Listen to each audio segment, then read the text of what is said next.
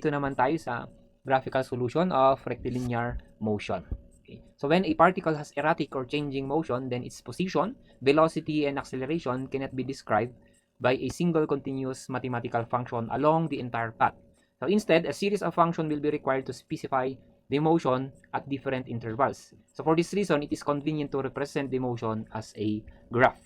Okay. So we will be solving problems using the motion graph or the motion diagram.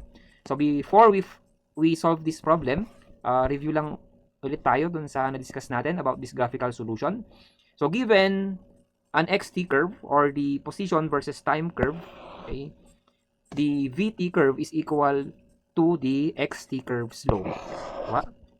So yung slope natin at some point dito sa xt curve natin, so the slope is dx over dt.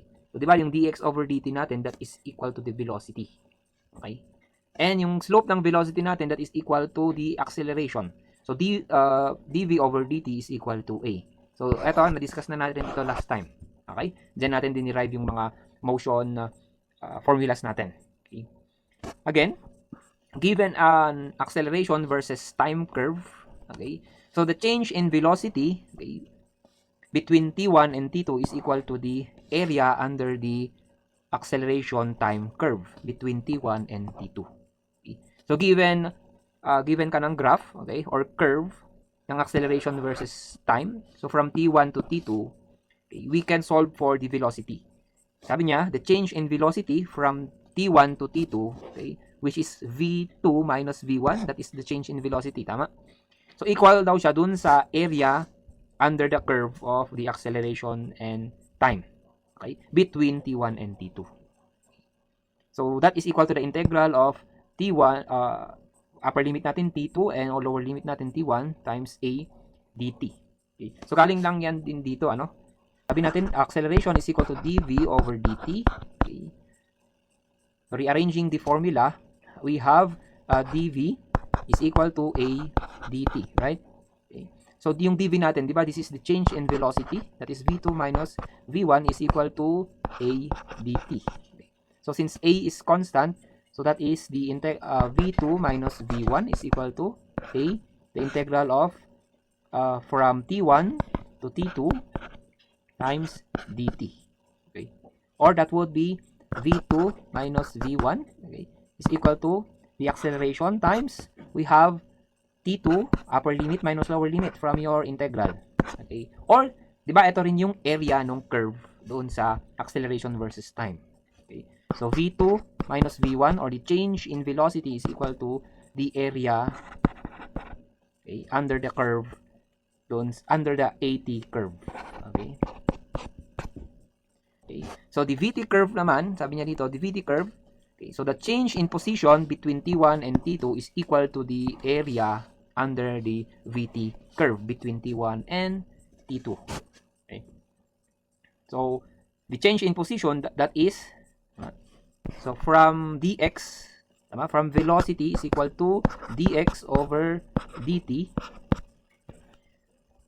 So rearranging again, we have dx. Okay, dx is equal to v dt. Ano? So dx natin, that is the change, okay, the change in the position. So we have x2 minus x1 is equal to v, the integral of, so from t2, from t1 to t2, I mean, dt.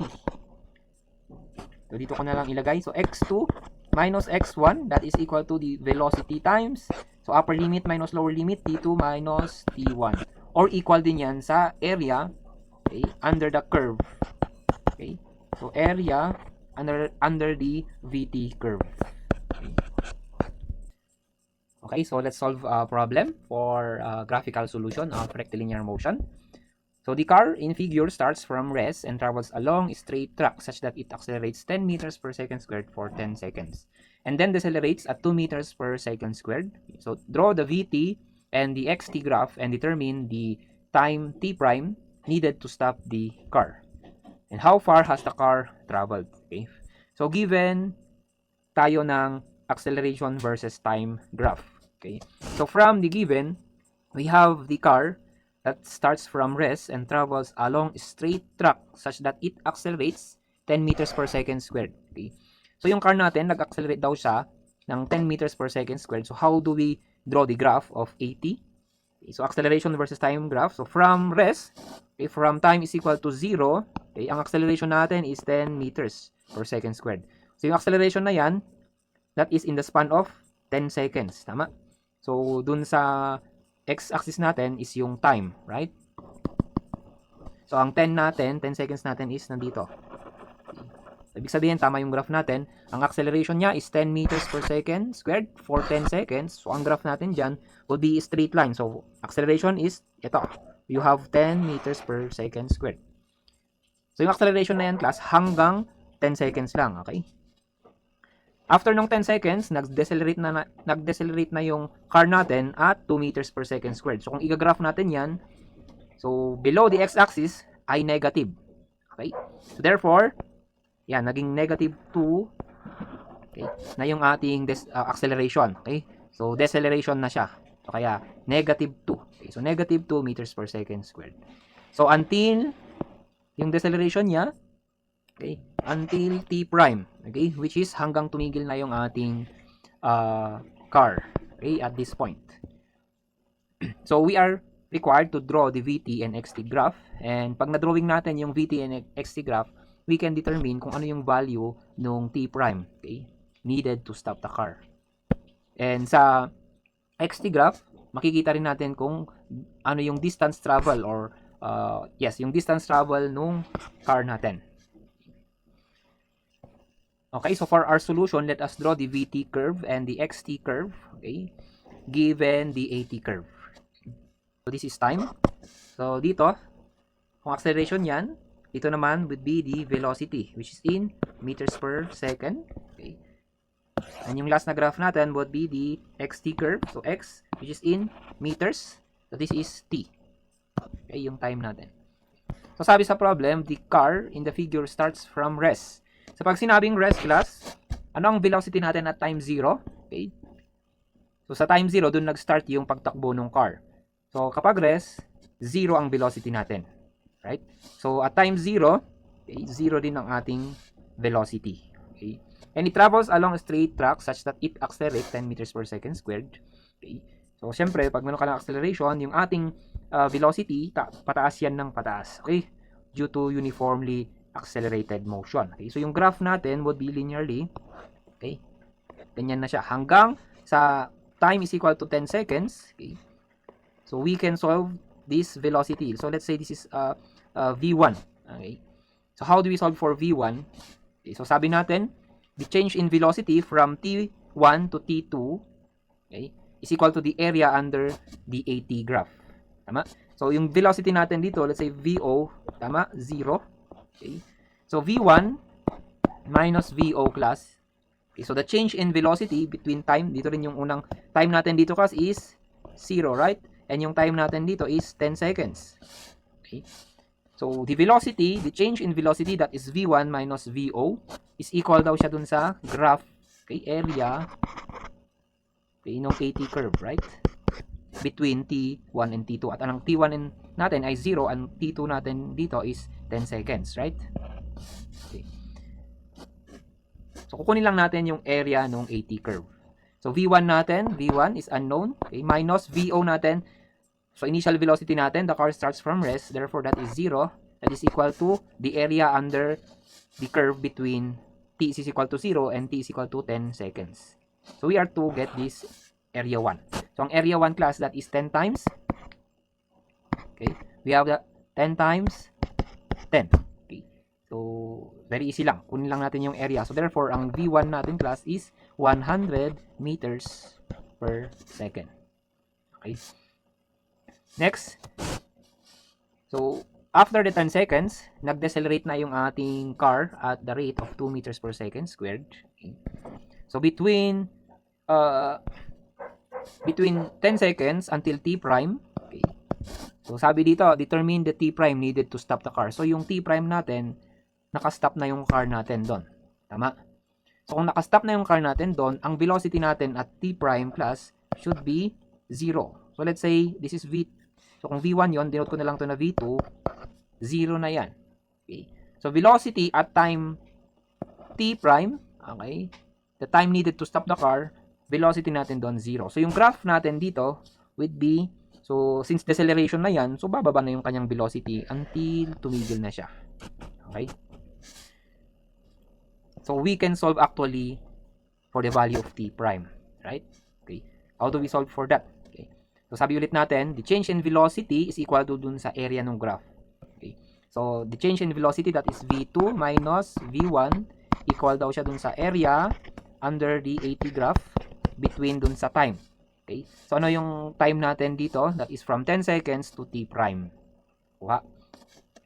So v2 is 0 minus v1, that is 100 meters per second, that is equal to the area, ito yung A2 natin, class. Okay. So how do we solve for that area? Ang area, class, is length times width lang, tama? So this one, okay, so t prime, okay, kailangan natin kunin ito, di ba? This one is t prime, okay, minus 10 seconds, okay, times negative 2. Kuha. So the area is equal to length times width, or ayan, length times height, sabihin na lang natin. So that is t prime minus 10 times, we have negative 2. Okay? Yan. So solving for the time, okay, we have now, so t prime, class, is 60 seconds. Okay. So nasagot na natin yung pangalawang tanong. Okay. Next, how far has the car traveled? So distance ang hinahanap. So kukunin natin yan doon sa xt graph natin. Okay. Okay, so solving for the xt graph and the distance traveled by the car. So at the starting point na 0 ang velocity, syempre 0 rin yung ating distance. Okay. So sa differential calculus natin, so meron tayong degree of curve, ano? So kapag straight line, ang degree natin dito, degree of curve natin dito is 0. And pag linear, ganito na siya, no? Yung degree ng curve nito, class, is 1 degree na siya. Okay. So yung magiging curve natin sa third, okay, graph, or dun sa xt graph, magiging parabolic na siya. Okay. So distance natin from time is 0 is 0 din.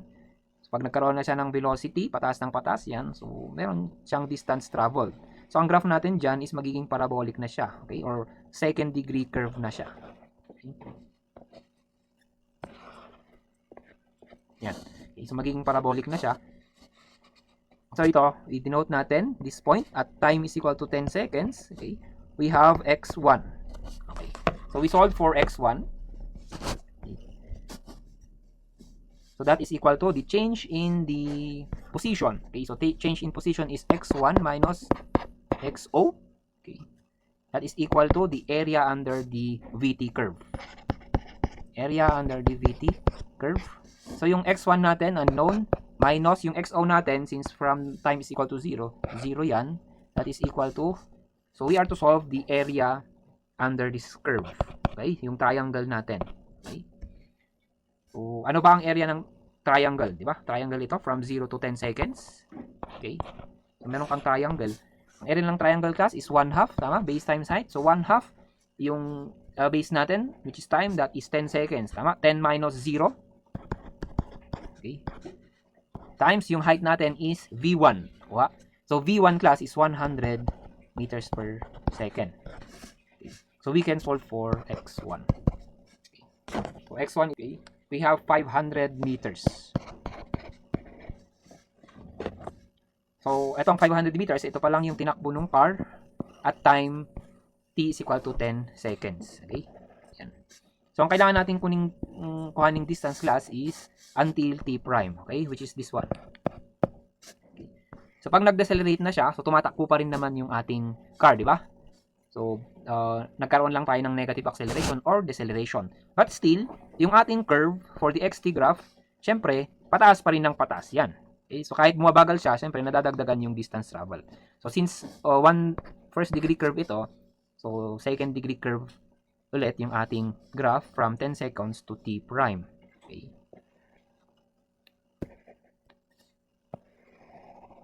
Okay. So, magiging parabolic siya, no? So, we denote this, yung x at t prime is x2. Or yung x2 na yan, class, yan na rin yung total distance travel nung car natin. Okay. So, how do we solve for the value of x2? So, using motion diagram, sabi natin the change in position, that is x2 minus x1, is equal siya dun sa area under the VT curve. Okay. So, x2 minus, ang x1 natin, class, is 500. That is equal to, so ang area between x1 and x2, di ba, triangle ulit yan? Okay, from 10 seconds to t prime. Okay. So, we have 1/2 base times height. Ang base natin is this distance. Tama, that is t prime minus 10 seconds. At ang t prime natin is 60 seconds minus 10 seconds. Tama? Ito yung width, yan yung base ng triangle natin. Times yung height, which is, again, V1. V1 is 100 meters per second. Okay. So, we can solve for x2, or ito yung total distance travel ng car natin. The value of x as 3,000 meters. Okay. Ayan. So, na-drawing na natin yung VT and XT curve. And the time needed to stop the car is 60 seconds. And the total total distance traveled by the car is 3,000 meters. Okay.